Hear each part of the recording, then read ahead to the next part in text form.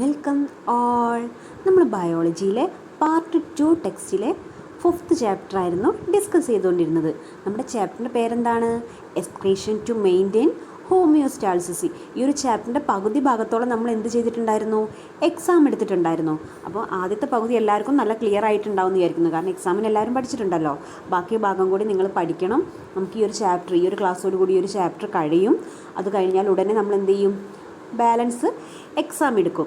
നമ്മൾ എന്തൊക്കെ കാര്യമായിരുന്നു പഠിച്ചതെന്ന് നമുക്കൊന്ന് ഓടിച്ച് പറയാം. നമ്മൾ ഫസ്റ്റ് എക്സ്ക്രീറ്ററി ഓർഗൻസിനെ കുറിച്ച് ഡിസ്കസ് ചെയ്തു.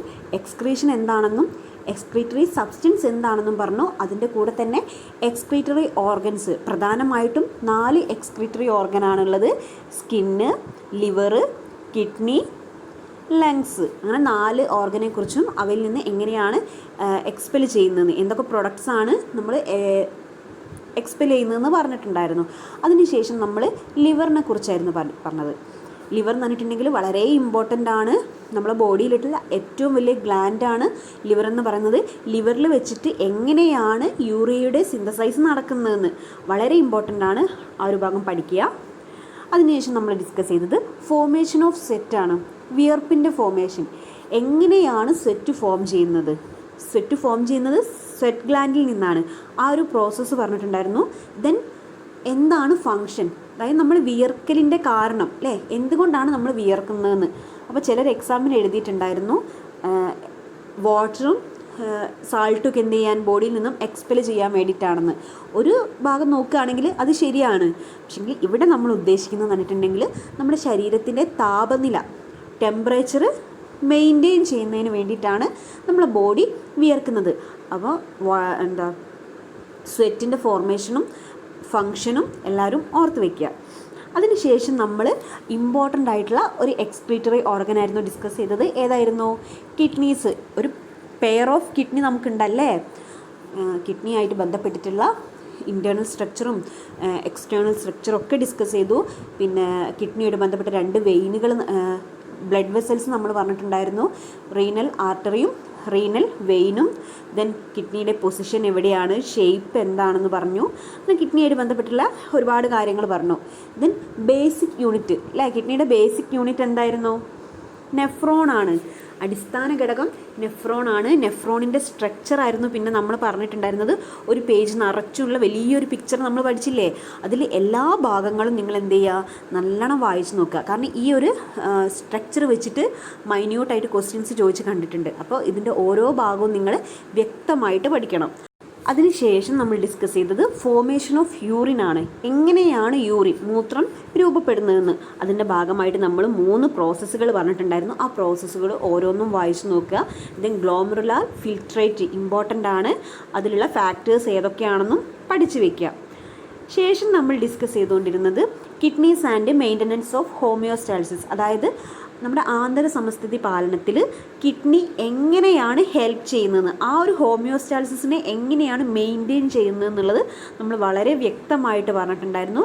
ദെൻ അടുത്തതായി നമ്മൾ പറഞ്ഞെന്താണ്, കിഡ്നിയുമായിട്ട് ബന്ധപ്പെട്ടിട്ടുള്ള ഡിസീസുകളാണ്. നമുക്കറിയാം, നമ്മൾ ഏതൊരു അവയവം അല്ലേ, ഏതൊരു ഓർഗൻ പഠിക്കുകയാണെങ്കിലും അവസാനം നമ്മൾ എന്ത് പറയും, ആ ഓർഗനെ ബാധിക്കുന്ന ഡിസീസുകളെ കുറിച്ച് നമ്മൾ ഡിസ്കസ് ചെയ്യും. ഇപ്പം നമ്മൾ ഹാർട്ട് പഠിച്ച സമയത്തും ലങ്സ് പഠിച്ച സമയത്തും ഒക്കെ എന്ത് പറഞ്ഞിട്ടുണ്ടായിരുന്നു? ഡിസീസുകൾ പറഞ്ഞിട്ടുണ്ടായിരുന്നു. അപ്പം ഇവിടെയും എന്താണ്, കിഡ്നിയെ ബാധിക്കുന്ന ഡിസീസുകൾ ഏതൊക്കെയാണെന്നാണ് പിന്നെ നമ്മൾ ഡിസ്കസ് ചെയ്തത്. ഏതൊക്കെയായിരുന്നു? Nephritis, kidney stone, uraemia. ഈ 3 ഡിസീസും വളരെ ഡീറ്റെയിൽ ആയിട്ട് തന്നെ നമ്മൾ പറഞ്ഞിട്ടുണ്ടായിരുന്നു. അതിൻ്റെ റീസൺസ് എന്തൊക്കെയാണെന്നും ഈ ഡിസീസുകൾ കാണിക്കുന്ന സിംറ്റംസ് എന്തൊക്കെയാണെന്നും നമ്മൾ ഡിസ്കസ് ചെയ്തിട്ടുണ്ടായിരുന്നു. അതിനുശേഷം നമ്മൾ പറഞ്ഞത് ഹീമോഡയാലിസിസ് ആയിരുന്നു. എന്താണ് ഹീമോഡയാലിസിസ്, ഏതൊക്കെയായിരുന്നു ഹീമോഡയാലിസിസിൻ്റെ സ്റ്റെപ്പുകൾ, ആ 2 കാര്യവും പഠിച്ചു വയ്ക്കുക. പിന്നെ നമ്മൾ കിഡ്നി ട്രാൻസ്പ്ലാന്റേഷനെ കുറിച്ച് പറഞ്ഞു. ഏതൊരവസരത്തിലാണ് കിഡ്നി ട്രാൻസ്പ്ലാന്റ് ചെയ്യുന്നത്?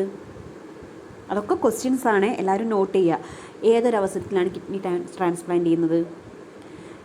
നമ്മൾ മറ്റൊരാളിൽ നിന്ന് 2 കിഡ്നി സ്വീകരിക്കുന്നുണ്ടോ? ഇല്ല. നമ്മളെ കിഡ്നി തകരാറിലാവുന്ന അല്ലേ, പ്രവർത്തനക്ഷമമാകുന്ന സമയത്താണ് നമ്മൾ മറ്റൊരാളിൽ നിന്ന് ചെയ്യുന്നത്, കിഡ്നി ട്രാൻസ്പ്ലാന്റ് ചെയ്യുന്നത്. അതെന്ന് പറഞ്ഞിട്ടുണ്ടെങ്കിൽ നമ്മൾ ഓൾറെഡി എക്സിസ്റ്റിംഗ് ആയിട്ടുള്ള കിഡ്നിയെ അവിടെ നിലനിർത്തിക്കൊണ്ട് ഒരു പുതിയ കിഡ്നി അതിൻ്റെ തൊട്ട് താഴെയായിട്ട് ട്രാൻസ്പ്ലാന്റ് ചെയ്യുന്നത്. അതുമായി ബന്ധപ്പെട്ടുള്ള കാര്യങ്ങളൊക്കെ അവിടെ ടെക്സ്റ്റ് ബുക്കിലുണ്ട്. അപ്പോൾ എല്ലാവരും എന്ത് ചെയ്യുക, കഴിഞ്ഞ ഭാഗങ്ങളൊക്കെ നന്നായിട്ട് വായിക്കുക. ഇനി നമ്മൾ ഇന്ന് പഠിക്കാൻ പോകുന്നത് എക്സ്ക്രീഷൻ ഇൻ അതർ ഓർഗാനിസം, അതായത് മറ്റ് ജീവികളിൽ ഉണ്ടാകുന്ന എക്സ്ക്രീഷൻ. നമ്മൾ ഏതൊരു സിസ്റ്റം പറയുകയാണെങ്കിലും, ഇപ്പോൾ സർക്കുലേറ്ററി സിസ്റ്റം ആണെങ്കിലും റെസ്പിറേറ്ററി സിസ്റ്റം ആണെങ്കിലും എല്ലാത്തിനും നമ്മൾ എന്ത് ചെയ്യുന്നുണ്ട്, നമ്മൾ ഹ്യൂമൻ അല്ലേ, നമ്മൾ മനുഷ്യരിലുള്ള അല്ലെങ്കിൽ മനുഷ്യരിലുള്ളത് കഴിഞ്ഞിട്ടുണ്ടെങ്കിൽ പിന്നെ നമ്മൾ മറ്റ് മൃഗങ്ങളിലോ അല്ലെങ്കിൽ ജന്തുക്കളിലൊക്കെ കാണുന്ന കാര്യം പഠിക്കുന്നുണ്ട്. അതിനുശേഷം സസ്യങ്ങളിൽ ഉണ്ടാകുന്നതും നമ്മൾ പറയുന്നുണ്ട്. അപ്പോൾ ഇതുപോലെ തന്നെയാണ് ഇവിടെ എക്സ്ക്രീഷൻ അതർ ഓർഗാനിസം, മറ്റ് ജീവികളിലുള്ള എക്സ്ക്രീഷൻ എങ്ങനെയാണെന്നാണ് ഇനി നമ്മൾ ഡിസ്കസ് ചെയ്യാൻ പോകുന്നത്. Is the any mechanism in other organism as in human beings to remove excretory materials, അതായത് നമ്മളെ ഹ്യൂമൻ ബീയിങ്സിൽ എക്സ്ക്രീറ്ററി മെറ്റീരിയൽസ് റിമൂവ് ചെയ്യുന്നത് പോലെ മറ്റു ഓർഗാനിസത്തിലും എന്തെങ്കിലുമൊക്കെ മെക്കാനിസം ഉണ്ടോ? ഉണ്ട്, തീർച്ചയായും ഉണ്ട് അല്ലേ. നമുക്ക് ആ ഒരു മെക്കാനിസംസ് ഏതൊക്കെയാണെന്ന് നോക്കാം. ഇവിടെ നിങ്ങൾക്ക് ടെക്സ്റ്റ് ബുക്കിൽ ഒരു ഇലിസ്ട്രേഷൻ കൊടുത്തിട്ടുണ്ട്. 5.8 ഇമ്പോർട്ടൻ്റ് ആണ്. ഈ ഒരു ഭാഗത്ത് നിന്ന് നിർബന്ധമായിട്ട് എന്ത് ചെയ്യും, ക്വസ്റ്റ്യൻ ചോദിക്കും. എക്സ്ക്രീഷൻ ഇൻ അതർ ഓർഗാനിസം, അവിടെ കുറേ ജീവികളിൽ നടക്കുന്ന എക്സ്ക്രീഷനാണ് പറയുന്നത്. ഏതൊക്കെയാണ്? അമീബ, ഇൻസെക്ട്സ്, എർത്ത് വേം, fishes, frog, reptiles and birds. അപ്പോൾ ഇത്രയും ജീവികളിൽ നടക്കുന്ന എക്സ്ക്രീഷനെ കുറിച്ചാണ് നമ്മൾ ഇനി ഡിസ്കസ് ചെയ്യാൻ പോകുന്നത്. ഈ ഒരു ഡീറ്റെയിൽസ് ഞാൻ പറഞ്ഞതിന് ശേഷം നിങ്ങൾക്ക് ഇവയുടെ പടങ്ങൾ കാണിച്ചു തരും. അതായത് എക്സ്ക്രീറ്ററി ഓർഗൻ, ഈ ഓരോ ജീവിയിലുള്ള എക്സ്ക്രീറ്ററി ഓർഗൻ ഞാൻ നിങ്ങൾക്ക് പടം കാണിച്ചു തരുന്നതായിരിക്കും. നമുക്ക് ആദ്യം തന്നെ 1 by 1 ആയിട്ടൊന്ന് പഠിക്കാം. ഫസ്റ്റ് നമ്മൾ പറയാൻ പോകുന്നത് അമീബയാണ്. അമീബയിലുള്ള എക്സ്ക്രീഷൻ എങ്ങനെയാണെന്നാണ്. No specific excretory organ. നോക്കിക്കേ, അമീബയിൽ പ്രത്യേകിച്ച് എക്സ്ക്രീറ്ററി സ്പെസിഫിക് ആയിട്ടുള്ള എക്സ്ക്രീറ്ററി ഓർഗൻസ് ഒന്നും തന്നെ ഇല്ല. പിന്നെ എങ്ങനെയായിരിക്കും അമീബ എക്സ്ക്രീഷൻ സാധ്യമാക്കുന്നത്? Ammonia, excess water that reach the cell etcetera are expelled through contractile vacuole. നോക്കിക്കേ, അമീബയുടെ ബോഡിയിലുള്ള അമോണിയയും പിന്നെ അധികമായിട്ടുള്ള വാട്ടറിനെയും എന്ത് ചെയ്യുകയാണ്, കോൺട്രാക്റ്റൈൽ വാക്യൂൾ വഴി എക്സ്പെൽ ചെയ്യാണ്. അതായത് സങ്കോച ഫേനം വഴി എന്ത് ചെയ്യുന്നു, എക്സ്പെൽ ചെയ്യുകയാണ് അമീബയിൽ ചെയ്യുന്നത്. അപ്പോൾ അമീബയിൽ സ്പെസിഫിക് ആയിട്ടുള്ള എക്സ്ക്രീറ്ററി ഓർഗൻ ഒന്നും തന്നെ ഇല്ല. അതിൻ്റെ കോൺട്രാക്റ്റൈൽ വാക്യൂള്, ആ ഒരു സങ്കോച ഫേനം വഴി അമീബ എന്ത് ചെയ്യുന്നു, വാട്ടറിനെയും അമോണിയയും എക്സ്പെൽ ചെയ്യുന്നു, പുറന്തള്ളുന്നു. അതിൻ്റെ ബോഡി ഇങ്ങനെ വളഞ്ഞ് വന്നിട്ട് ഈ ഫുഡ് എക്സ്ക്രീറ്ററി സബ്സ്റ്റൻസിന് എന്ത് ചെയ്യാണ്, പുറന്തള്ളുകയാണ് ചെയ്യുന്നത്. അപ്പോൾ ഫസ്റ്റ് 1 കഴിഞ്ഞു. ഇനി നെക്സ്റ്റ് നമ്മൾ പറയാൻ പോകുന്നത് ഇൻസെക്ട്സ് ആണ്. ഇൻസെക്ട്സ് എന്ന് പറഞ്ഞിട്ടുണ്ടെങ്കിൽ എന്താണ്, ഷഡ്പദങ്ങൾ അല്ലേ. Excretory organs are Malpighian tubule.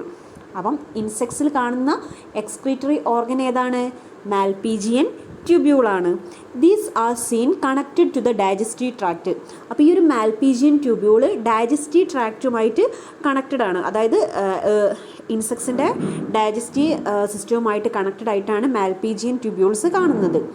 They separate excretory products like uric acid from the body fluid and eliminate them along with digestive waste. അതായത് യൂറിക് ആസിഡിനെ ഡൈജസ്റ്റീവ് വേസ്റ്റിൻ്റെ കൂടെ എന്ത് ചെയ്യുന്നു, ഇടകലർത്തിയിട്ട് എക്സ്ക്രീറ്റ് ചെയ്യുന്നു. അങ്ങനെയാണ് ഇൻസെക്ട്സിലുള്ള എക്സ്ക്രീഷൻ. അപ്പോൾ ഇൻസെക്ട്സിലെ എക്സ്ക്രീറ്ററി ഓർഗൻ ഏതാണ്, മാൽപീജിയൻ ട്യൂബ്യൂള് അല്ലേ. മാൽപീജിയൻ ട്യൂബ്യൂള് നമ്മുടെ ഇൻസെക്ട്സിൻ്റെ ഡൈജസ്റ്റീവ് ട്രാക്റ്റുമായിട്ട് കണക്റ്റഡ് ആയിട്ടാണ് കാണുന്നത്. ദെൻ എക്സ്ക്രീറ്ററി സബ്സ്റ്റൻസസ് എന്തൊക്കെയാണ്, ഫുഡ് വേസ്റ്റും അതിൻ്റെ കൂടെ തന്നെ അമോണിയയും യൂറിക് ആസിഡും. ഇനി നമ്മൾ നെക്സ്റ്റ് പറയാൻ പോകുന്നത് എർത്ത് വേമാണ്. എർത്ത് വേം എന്ന് പറഞ്ഞിട്ടുണ്ടെങ്കിൽ എന്താ, മണ്ണിരയിലുള്ള എക്സ്ക്രീഷനാണ് പറയുന്നത്. Nephridia are the excretory organ. എർത്ത് വേമിലെ എക്സ്ക്രീറ്ററി ഓർഗൻ ഏതാണ്, നെഫ്രീഡിയ. നമ്മളെ മനുഷ്യരിൽ നമ്മൾ നെഫ്രോൺ പറഞ്ഞിട്ടില്ലായിരുന്നോ, അപ്പോൾ നെഫ്രോണായിട്ട് കണക്റ്റഡ് അല്ലേ നെഫ്രീഡിയ. എർത്ത് വേമിൽ നെഫ്രീഡിയ ആണ് excretory organ. They separate urea, ammonia, water etcetera. ഇതെന്ത് ചെയ്യുന്നു, യൂറിയയും അമോണിയയും വാട്ടറിനെയൊക്കെ എന്ത് ചെയ്യുന്നു, ബോഡിയിൽ നിന്നും അതിന് ബോഡി സർഫസിൽ കാണുന്ന മൈന്യൂട്ടായിട്ടുള്ള പോസ് വഴി എക്സ്പെൽ ചെയ്യുന്നു. എക്സ്ക്രീറ്ററി ഓർഗൻ ഏതാണ്, നെഫ്രീഡിയാണ്. എങ്ങനെയാണ് പുറന്തള്ളുന്നത്, അതിൻ്റെ ബോഡിയിലുള്ള സർഫസിൽ മൈന്യൂട്ടായിട്ടുള്ള സുഷിരങ്ങളുണ്ട്. ആ സുഷിരങ്ങൾ വഴിയാണ് ഈ വേസ്റ്റുകൾ എന്ത് ചെയ്യുന്നത്, എക്സ്പെൽ ചെയ്യുന്നത്. എന്തൊക്കെയാണ് എക്സ്ക്രീറ്ററി സബ്സ്റ്റൻസസ്, വാട്ടർ ഉണ്ട്, യൂറിയ ഉണ്ട്, അമോണിയ ഉണ്ട്. മനസ്സിലായോ? എർത്ത് വേമിൻ്റെത് നെഫ്രീഡിയ ആണ്. എക്സ്ക്രീറ്ററി ഓർഗൻ, എക്സ്ക്രീറ്ററി സബ്സ്റ്റൻസസ് എന്തൊക്കെയാണ്? Ammonia, water, urea. ഇത് എങ്ങനെയാണ് എക്സ്പെൽ ചെയ്യുന്നത്? ബോഡിയിലെ ബോഡി സീറ്റിലുള്ള മൈന്യൂട്ടായിട്ടുള്ള പോർസ് വഴിയാണ് എക്സ്പെൽ ചെയ്യുന്നത്. ഇൻസെക്ട്സിൻ്റെ നമ്മൾ പറഞ്ഞു മാൽപീജിയൻ ട്യൂബ്യൂളാണ് എക്സ്ക്രീറ്ററി ഓർഗൻ. എക്സ്ക്രീറ്ററി പ്രൊഡക്റ്റ് എന്ന് പറയുന്നത് എന്തായിരുന്നു? യൂറിക് ആസിഡ് ആണ്. ദെൻ അമീബയിൽ there are no specific excretory organ, but excretion നടക്കുന്നത് എങ്ങനെയാണ്? കോൺട്രാക്റ്റൈൽ വാക്യൂള് വഴി വാട്ടറും അമോണിയയും എന്ത് ചെയ്യുന്നു? എക്സ്പെൽ ചെയ്യുന്നു. അപ്പം 3 കാര്യം നിങ്ങൾ പഠിച്ചോ. ഇനി നമ്മൾ നെക്സ്റ്റ് പറയാൻ പോകുന്നത് ഫിഷസ് ആണ്, മത്സ്യങ്ങളിലുള്ള excretion. The major excretory product ammonia is released directly into water through the kidneys. അപ്പം ഫിഷസിൽ കിഡ്നീസ് ഉണ്ട് അല്ലേ? കിഡ്നീസ് ആണ് എക്സ്ക്രീറ്ററി ഓർഗൻ എന്ന് പറയുന്നത്. എക്സ്ക്രീറ്ററി സബ്സ്റ്റൻസ് എന്താണ്? അമോണിയ. ഈ എക്സ്ക്രീറ്ററി സബ്സ്റ്റൻസ് ആയിട്ടുള്ള അമോണിയയെ വാട്ടറിലൂടെ എന്ത് ചെയ്യുകയാണ്? എക്സ്ക്രീറ്റ് ചെയ്യുകയാണ് ഫിഷ് ചെയ്യുന്നത്. ഫിഷസിൽ ഏതാണ് എക്സ്ക്രീറ്ററി ഓർഗൻ? കിഡ്നിയാണ്. എക്സ്ക്രീറ്ററി പ്രോഡക്റ്റ് എന്താണ്? അമോണിയ. അണ്ടർസ്റ്റുഡ്? നെക്സ്റ്റ് പറയാൻ പോകുന്നത് ഫ്രോഗിൻ്റെ കേസാണ്. ഫ്രോഗിൻ്റെ കേസിലും എന്താണ്? കിഡ്നി കാണുന്നുണ്ട്. A pair of kidney seen. The excretory waste എന്ന് പറയുന്നത് യൂറിയാണ്. യൂറി എന്ത് ചെയ്യുന്നു? മറ്റ് ഫുഡ് വേസ്റ്റിൻ്റെ കൂടെ എന്ത് ചെയ്യുന്നു? എക്സ്പെൽ ചെയ്യുന്നു. അപ്പോൾ നമ്മൾ ഫ്രോഗിൻ്റെ പറഞ്ഞു കിഡ്നി പ്രസൻ്റ് ആണ്. Then urea is the excretory product. നമ്മൾ ലാസ്റ്റ് പറയാൻ പോകുന്നത് റെപ്റ്റൈൽസ് ആൻഡ് ബേർഡ്സ് ആണ്. റെപ്റ്റൈൽസ് എന്ന് പറഞ്ഞിട്ടുണ്ടെങ്കിൽ ഉരകങ്ങൾ, ഈ ഇഴജന്തുക്കളൊക്കെ വർഗ്ഗത്തിൽപ്പെടും. ദെൻ ബേർഡ്സ്, പക്ഷികൾ.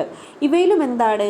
Kidney are the excretory organ. കിഡ്നിയാണ് excretory organ. They filter uric acid, the main excretory product, and excrete them along with digestive waste. അവിടെ കാണുന്ന മെയിനായിട്ടുള്ള എക്സ്ക്രീറ്ററി പ്രൊഡക്റ്റ് എന്ന് പറയുന്നത് ഏതാണ്? യൂറിക് ആസിഡാണ്. യൂറിക് ആസിഡിനെ ഫുഡ് വേസ്റ്റിൻ്റെ കൂടെ എന്ത് ചെയ്യുന്നു? എക്സ്പെൽ ചെയ്യുന്നു. അപ്പം നമ്മളിവിടെ ഒരു 6 കേസ് പറഞ്ഞു. ഫസ്റ്റ് വൺ അമീബയായിരുന്നു. അമീബയുടെ എക്സ്ക്രീറ്ററി ഓർഗൻ തന്നെ ഒന്നും തന്നെ ഇല്ല അല്ലേ? എക്സ്ക്രീറ്ററി ഓർഗൻ ഒന്നും തന്നെ ഇല്ല. പക്ഷേ എക്സ്ക്രീഷൻ സാധ്യമാകുന്നത് കോൺട്രാക്റ്റൈൽ വാക്യൂളിൻ്റെ സഹായത്താലാണ്. എന്താണ് എക്സ്ക്രീറ്ററി പ്രൊഡക്റ്റ്? അമോണിയയാണ്. ദെൻ നമ്മൾ നെക്സ്റ്റ് പറഞ്ഞത് ഇൻസെക്ട്സ് ആണ്. ഇൻസെക്ട്സ് എന്ന് പറഞ്ഞിട്ടുണ്ടെങ്കിൽ ഷഡ്പദങ്ങൾ. അവയിൽ മാൽപീജിയൻ ട്യൂബ്യൂളാണ് എക്സ്ക്രീറ്ററി ഓർഗൻ എന്ന് പറയുന്നത്. ദെൻ എക്സ്ക്രീറ്ററി പ്രൊഡക്റ്റ് എന്താണ്? Uric acid. Then next earth വേം, മണ്ണിരയിൽ നെഫ്രീഡിയ ആണ് എക്സ്ക്രീറ്ററി ഓർഗൻ. എക്സ്ക്രീറ്ററി പ്രൊഡക്റ്റ് എന്ന് പറയുന്നത് എന്തൊക്കെയാണ്? Urea, ammonia, water. Then next നമ്മൾ ഡിസ്കസ് ചെയ്ത് ഫിഷാണ്. ഫിഷിൽ കിഡ്നിയാണ് സീൻ ചെയ്യുന്നത്. ദെൻ എക്സ്ക്രീറ്ററി പ്രൊഡക്റ്റ് എന്ന് പറയുന്നത് അമോണിയ. ഫ്രോഗിലാണെങ്കിൽ കിഡ്നീസാണ് കാണുന്നത്. ദെൻ എക്സ്ക്രീറ്ററി പ്രൊഡക്റ്റ് എന്ന് പറയുന്നത് urea. Then reptiles and birds, അവയിലോ യൂറിക് ആസിഡാണ് എക്സ്ക്രീറ്ററി പ്രൊഡക്റ്റ് എന്ന് പറയുന്നത്. Then kidney seen. ഇനി ഇവിടെ ഒരു ബോക്സ് കൊടുത്തിട്ടുണ്ട്. ആ ബോക്സിൽ organism, excretory organ, excretory product, ഇപ്പം ഞാൻ പറഞ്ഞ കാര്യമില്ലേ അത് തന്നെയാണ് അവിടെയും കൊടുത്തിട്ടുള്ളത്. അപ്പോൾ നിങ്ങൾ 1 by 1 ആയിട്ട് എഴുതണം. അമീബയിൽ എക്സ്ക്രീറ്ററി ഓർഗൻ ഏതാണെന്ന് എഴുതുക, എക്സ്ക്രീറ്ററി പ്രൊഡക്റ്റ് ഏതാണെന്ന് എഴുതുക. അമീബയിലെ എക്സ്ക്രീറ്ററി പ്രൊഡക്റ്റ് ഏതായിരുന്നു? അമീബ, അമോണിയ അല്ലേ? Ammonia, amoeba. Then next earthworm. എർത്ത് വേമിൽ എക്സ്ക്രീറ്ററി ഓർഗൻ ഏതാണ്? നെഫ്രീഡിയ. എക്സ്ക്രീറ്ററി സബ്സ്റ്റൻസസ് എന്തൊക്കെയാണ്? യൂറിയയും അമോണിയയും വാട്ടറും. ദെൻ നെക്സ്റ്റ് ഇൻസെക്ട്സിൽ മാൽപീജിയൻ ട്യൂബ്യൂളാണ് എക്സ്ക്രീറ്ററി ഓർഗൻ. എക്സ്ക്രീറ്ററി പ്രൊഡക്റ്റ് എന്ന് പറയുന്നത് ഏതായിരുന്നു? യൂറിക് ആസിഡ് ആയിരുന്നു. ദെൻ ഫിഷസിൽ കിഡ്നി അല്ലേ? എക്സ്ക്രീറ്ററി ഓർഗൻ കിഡ്നിയാണ്. എക്സ്ക്രീറ്ററി പ്രൊഡക്റ്റ് എന്ന് പറയുന്നത് അമോണിയ. ഫ്രോഗിൽ എക്സ്ക്രീറ്ററി ഓർഗൻ കിഡ്നിയാണ്. Excretory product urea. Reptiles and ബേർഡ്സിൽ എക്സ്ക്രീറ്ററി ഓർഗൻ കിഡ്നിയാണ്. എക്സ്ക്രീറ്ററി പ്രൊഡക്റ്റ് എന്ന് പറയുന്നത് യൂറിക് ആസിഡാണ്. ഈ ഒരു ബോക്സ് നിങ്ങൾ ഫില്ല് ചെയ്തിട്ടുണ്ടെങ്കിൽ നിങ്ങൾക്ക് വളരെ എളുപ്പത്തിൽ ഈ ഒരു എക്സ്ക്രീറ്ററി സിസ്റ്റം മനസ്സിലാക്കാൻ പറ്റും. അപ്പോൾ എല്ലാവരും ഈ ഒരു ബോക്സ് എന്ത് ചെയ്യണം? നിർബന്ധമായിട്ട് നോട്ടിൽ എഴുതി വെക്കണം. എന്നിട്ട് അവിടെ ഇമ്പോർട്ടൻ്റ് എഴുതി വെക്കുക. ഓർഗൻ എന്തായാലും ചോദിക്കും. ജീവികളിൽ കാണുന്ന എക്സ്ക്രീറ്ററി ഓർഗൻസിനെ കുറിച്ച് ഷുവറായിട്ടും ഒരു ക്വസ്റ്റ്യൻ നിങ്ങൾക്ക് പ്രതീക്ഷിക്കാം. ഇനി നമുക്ക് ഞാൻ നേരത്തെ പറഞ്ഞ ആ പടമില്ലേ എക്സ്ക്രീറ്ററി ഓർഗൻസിൻ്റെ, ആ പടം ഒന്ന് കണ്ടു നോക്കാം. ഇവിടെ നിങ്ങൾക്ക് കാണാം ന്യൂട്രീഷനാണ് പറയുന്നത്, പക്ഷേ ഇതിൻ്റെ കൂടെ തന്നെ എന്ത് ചെറുതായിട്ട് എക്സ്ക്രീഷനും സൂചിപ്പിക്കുന്നുണ്ട്. ഫുഡ് പാർട്ടിക്കിൾസ് സ്യൂഡോപോഡിയം വഴി എന്ത് ചെയ്യാണ് ഉള്ളിലേക്ക് അല്ലേ, അമീബയുടെ കോശത്തിൻ്റെ ഉള്ളിലേക്ക് എന്ത് ചെയ്യാണ് എത്തുന്ന സമയത്ത് അവിടെ ഒരു ഫുഡ് വാക്യൂൾ ഫോം ചെയ്യുകയും പഴയ അല്ലേ ഓൾറെഡി എൻറ്റർ ചെയ്തിട്ടുള്ള ആ ഒരു ഫുഡ് വാക്യൂളിന് എന്ത് ചെയ്യാണ് പുറന്തള്ളുകയും ചെയ്യുകയാണ്. കണ്ടില്ലേ, ഇതിൻ്റെ സങ്കോച ഫേനം വഴി എന്ത് ചെയ്യുകയാണ് ആ ഒരു ഫുഡ് പാർട്ടിക്കിൾസിനെ പുറന്തള്ളുകയാണ് അമീബ ചെയ്യുന്നത്. ഇതാണ് അമീബയിൽ നടക്കുന്ന എക്സ്ക്രീഷൻ എന്ന് പറയുന്നത്. അതായത് സങ്കോച ഫേനം വഴി ഫുഡിനെ എന്ത് ചെയ്യുന്നു, പുറന്തള്ളുന്നു. ഇനി നമ്മൾ പറയാൻ പോകുന്നത് ഷഡ്പദങ്ങളിലുള്ള വിസർജനം, അതായത് ഇൻസെക്ട്സ്. ഇവിടെ ഒരു ക്രോക്രോച്ചിൻ്റെ പടമാണ്, പാറ്റയുടെ പടമാണ് കൊടുത്തിട്ടുള്ളത്. മെയിനായിട്ട് മെയിനായിട്ട് കാണിക്കുന്നത് പറഞ്ഞിട്ടുണ്ടെങ്കിൽ ഡൈജസ്റ്റീവ് സിസ്റ്റമാണ്. ഇങ്ങനെ പുറത്തേക്ക് ബൾജ് ചെയ്ത് വെച്ചിട്ടുള്ളത് ഡൈജസ്റ്റീവ് സിസ്റ്റമാണ്. അത് നിങ്ങൾക്ക് കാണാം. ഞാനിവിടെ റെഡ് മാർക്കിൽ ഒന്ന് മാർക്ക് ചെയ്ത് കാണിച്ചു തരാം. മാൽപീജിയൻ ട്യൂബ്യൂള് കണ്ടില്ലേ, ഇതാണെന്ത് മാൽപീജിയൻ ട്യൂബ്യൂള്. അപ്പം ഇൻസെക്ട്സ് ഷഡ്പദങ്ങളിലെ എക്സ്ക്രീറ്ററി ഓർഗൻ ഏതാണ്, മാൽപീജിയൻ ട്യൂബ്യൂൾസ്. മാൽപീജിയൻ ട്യൂബ്യൂൾ എല്ലാവരും കണ്ടില്ലേ, മാൽപീജിയൻ നളികകൾ എന്ന് മലയാളത്തിൽ പറയും. അടുത്തതായിട്ട് എർത്ത് വേമിനെ കുറിച്ച് പറഞ്ഞു. മണ്ണിര, ഇവിടെ നിങ്ങൾക്ക് കാണാം മണ്ണിരയുടെ ഒരു ഫുൾ സ്ട്രക്ചർ ഇവിടെ റെഡ് മാർക്കിൽ ഞാൻ അടയാളപ്പെടുത്തിയിട്ടുണ്ട്. ഒരു ഫുൾ മണ്ണിരയാണ് അവിടെ കൊടുത്തിട്ടുള്ളത്. അതിൻ്റെ ഒരു കുഞ്ഞു പോർഷൻ, ഒരു ബോക്സിലിട്ട പോർഷൻ കണ്ടില്ലേ, ആ പോർഷനെ എൻലാർജ് ചെയ്ത് വെച്ചിരിക്കുകയാണ് അതിൻ്റെ തൊട്ട് താഴെയായിട്ട്. മണ്ണിരയിലുള്ള വിസർജനാവയവം ഏതായിരുന്നു, നെഫ്രീഡിയ ആയിരുന്നു. നമ്മൾ പറഞ്ഞിട്ടുണ്ടായിരുന്നു നെഫ്രീഡിയ എന്ന്. ഇവിടെ നിങ്ങൾക്കൊരു ബ്ലൂ കളറിൽ കാണിച്ചിട്ടുണ്ട് നെഫ്രീഡിയ. നെഫ്രീഡിയോ പോർ എന്ന് പറഞ്ഞിട്ട് സുഷിരങ്ങൾ കണ്ടോ ഞാൻ മാർക്ക് ചെയ്ത്, ആ നെഫ്രീഡിയോ പോർ വഴി, ആ സുഷിരങ്ങൾ വഴിയാണ് എന്ത് ചെയ്യുന്നത്, മാലിന്യങ്ങൾ പുറന്തള്ളുന്നത്. വിസർജനാവയവം ഏതാണ്, നെഫ്രീഡിയ, ബ്ലൂ കളറിൽ കാണുന്നത്. ദെൻ ആ സുഷിരങ്ങൾ പോസ് വഴിയാണ് എന്ത് ചെയ്യുന്നത്, മാലിന്യങ്ങൾ, വേസ്റ്റുകൾ, ഫുഡ് വേസ്റ്റുകളൊക്കെ എന്ത് ചെയ്യുന്നത്, പുറന്തള്ളപ്പെടുന്നത്. അപ്പം മണ്ണിരയിലുള്ള വിസർജനാവയവം ഏതാണെന്ന് മനസ്സിലായോ? നമുക്കിനി നെക്സ്റ്റ് ഏതാണെന്ന് നോക്കാം. നമ്മൾ നെക്സ്റ്റ് പഠിച്ചത് ഫിഷസ് ആയിരുന്നു. മത്സ്യങ്ങളിലൊക്കെ കിഡ്നി ആയിരുന്നു എക്സ്ക്രീറ്ററി ഓർഗൻ, വിസർജനാവയവം. ആ കിഡ്നിയാണ് ഞാനിവിടെ റെഡിൽ കുത്തിൽ കാണിച്ചിട്ടുള്ളത്. ഇവിടെ ഞാൻ കിഡ്നി എന്നുള്ളത് മാർക്ക് ചെയ്ത് കാണിച്ചിരിക്കുകയാണ്. അപ്പം കിഡ്നിയാണ് ഫിഷസിലുള്ള എക്സ്ക്രീറ്ററി ഓർഗൻ. എക്സ്ക്രീറ്ററി പ്രൊഡക്റ്റൊക്കെ എന്തൊക്കെയായിരുന്നു എന്നുള്ളത് നിങ്ങൾ ഓർക്കുക. അതൊക്കെ എല്ലാവരും എന്ത് ചെയ്യുക, നന്നായിട്ട് പഠിക്കുക. നമുക്ക് കുറച്ചുകൂടി ഒന്ന് വ്യക്തമായിട്ട് മനസ്സിലാകാൻ വേണ്ടിയിട്ടാണ് ഞാൻ അങ്ങനെ ഓരോ ഇമേജായിട്ട് കാണിച്ചു തരുന്നത്. ഇനി നെക്സ്റ്റ് നമ്മൾ ഫ്രോഗ്, തവളയായിരുന്നു പറഞ്ഞത്. തവളയിലും എന്താണ് എക്സ്ക്രീറ്ററി ഓർഗൻ എന്ന് പറയുന്നത് കിഡ്നി തന്നെയാണ്. ഇവിടെ കണ്ടില്ലേ എ പെയർ ഓഫ് കിഡ്നി, രണ്ട് ഭാഗത്തും കിഡ്നികൾ കാണുന്നുണ്ട്. ഫ്രോഗിൽ കിഡ്നിയാണ് എക്സ്ക്രീറ്ററി ഓർഗൻ. എക്സ്ക്രീറ്ററി പ്രൊഡക്റ്റ് എന്തായിരുന്നു, യൂറിയ ആയിരുന്നു അല്ലേ. ഇവിടെ കൊടുത്തിരിക്കുന്നത് ഒരു ബേർഡിനെയാണ്, ഒരു പക്ഷിയുടെ ഒരു ഇൻറ്റേർണൽ സ്ട്രക്ചറാണ്. നിങ്ങൾക്ക് കാണാം എ പെയർ ഓഫ് കിഡ്നി കണ്ടില്ലേ, എ പെയർ ഓഫ് കിഡ്നി ബേർഡ്സിലും കാണുന്നുണ്ട്. അപ്പം കിഡ്നിയാണ് ഇവിടെ എന്ത് എക്സ്ക്രീറ്ററി ഓർഗൻ എന്ന് പറയുന്നത്. യൂറിക് ആസിഡൊക്കെയാണ് എക്സ്ക്രീറ്ററി സബ്സ്റ്റൻസസ് എന്ന് പറയുന്നത്. അപ്പോൾ നമ്മൾ ഒരുപാട് ജീവികളുടെ എക്സ്ക്രീറ്ററി ഓർഗൻ ഏതൊക്കെയാണെന്നും എക്സ്ക്രീറ്ററി സബ്സ്റ്റൻസ് എന്തൊക്കെയാണെന്നും പഠിച്ചു.